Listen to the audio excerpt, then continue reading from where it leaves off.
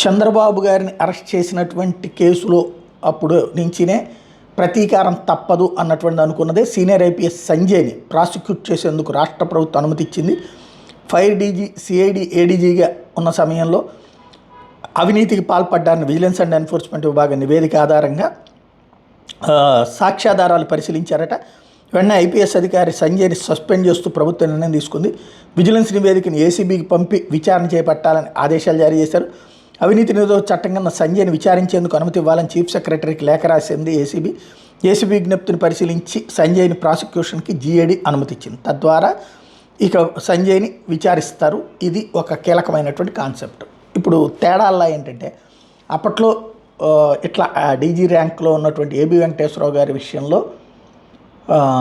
తప్పు అన్నటువంటి అధికార యంత్రాంగం కానీ లేకపోతే సోషల్ మీడియా కానీ ఈ విషయంలో తప్పేమీ లేదని అంటుంది.